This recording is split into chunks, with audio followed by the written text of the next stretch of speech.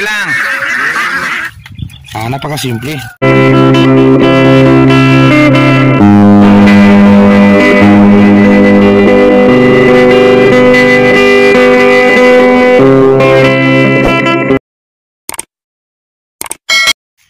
Sakto afternoon, mga kasakto.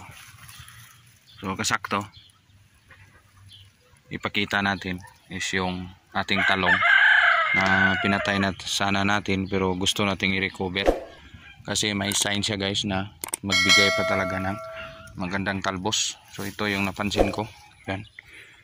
So may sitaw na sa baba, kaso lang may signs pa rin na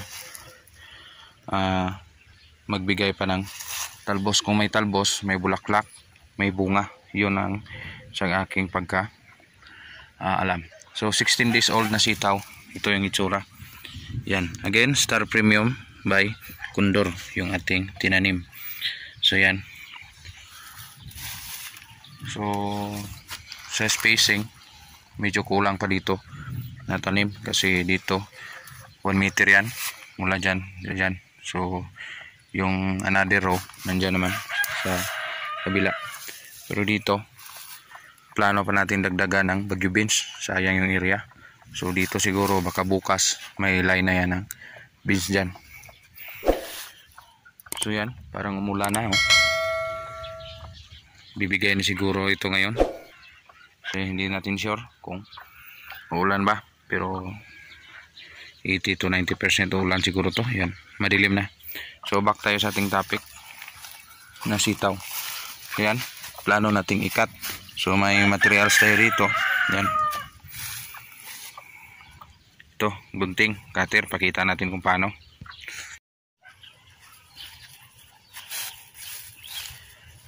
So guys, ito yung ating tools na pang cut dito sa ating talong. So nakita natin dito, so yan, effector na result ng herbicide. Yan, yung mga bunga is wala na talaga.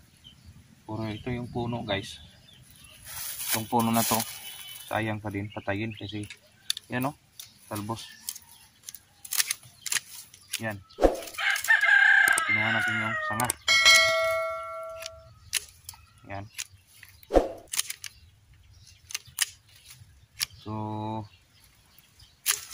pag may talbos talaga, magbigay yan ng bulaklak. Tapos bulaklak, kung ma-maintain mo lang bulaklak na maganda, mag-convert yan into bunga.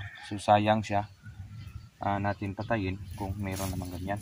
So kaso sa baba niya, yan, so may signs pa rin na may fertilizer kasi medyo maraming regulars o lumot sa paana ng ating puno ng talong. So sayang. So ito, so isang stem lang tinira natin yan, isang sanga. Yan, isang branches. Dito. So maganda yung sa taas para in case kung dumami yung kanyang dahon, dito sa baba yung tira na insecticide. So hindi magkumpulan yung dahon dito kasi may sitaw na sabay-sabay sa sitaw sa taas. So isang maintenance na lang kasama ni sitaw at ni talong yung ating purpose nito.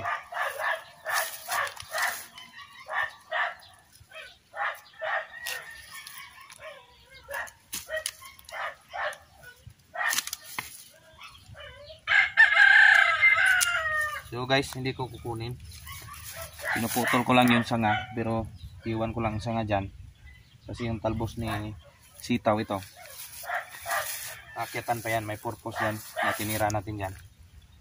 So kinuha natin isa,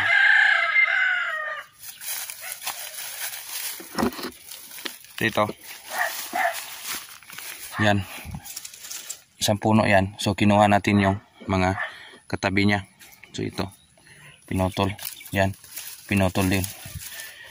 Ito putulin natin yan next, pero hindi natin siya kukunin, nandyan lang yung sanga, iwan lang natin yan kasi may twine pa, sayang, akyatan pa rin yan ni sitaw. So ito yung ating sitaw, 16 days old, akyat na yan sa balag ng talong. So sana magtuloy-tuloy at patuloy na kanyang pagtubo kasi yung starting ni sitaw is maganda-ganda. sana continue. Isang fertilizer pa ito, matabang lang kasi inasahan natin ni sitaw is nitrogen fixation, kumukuha lang ng taba sa hangin. Masyadong malawak yung kanyang space, may mga damo pero patay na yan. Yung mga damo sa katabi niya hindi na yan naabot. In the next titira natin ng herbicide na ganyan is yung agel. So papatayan kasi may mga buko na mga damo, patayan. Yung sitaw is may iwan. Agel, maraming dyan na contact herbicide, hindi mamatay yung ating sitaw, mamatay lang yung damo. So i-update ko kayo kung yung ating talong. Everyday naman yung update natin dito. Sige, sa interval 2 to 3 days hindi tayo makapag-update, pero at least may idea kayo na yung ating talong na 14 months old, nag-edad ito ng 1 taon at running na 15 months. So mag 1 taon at 3 buwan na ating talong. So naka-stop tayo ng harvest kasi gusto natin patayin, pero may signs pa na buhay. I-continue na lang natin, baka i-bless pa tayo nito. Sayang naman kung bunutin natin, ganito yung sitwasyon.